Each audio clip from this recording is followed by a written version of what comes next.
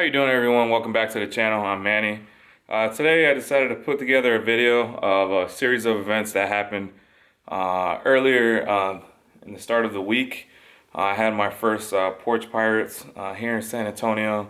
I've been living in San Antonio now for the last, since 2017, I believe I've been living in San Antonio. So a few years now, and I finally got my first Porch Pirates.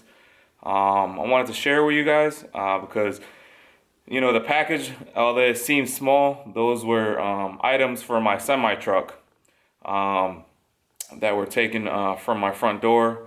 But shortly after, the word got out in the neighborhood, because this was not the only home that the individuals were going to at the same time. And they ended up dropping all the packages in the middle of the road. And I had a good Samaritan in the neighborhood kindly returned my package and a bunch of packages around the neighborhood. So if you're seeing this video, thanks for returning the package. And if you're the guy that's out there stealing packages, you got to do better, man. And I hope everything works out for you. And yeah, but I'm just going to expose what I went through. And hopefully it's a learning lesson for you if you're out there taking packages.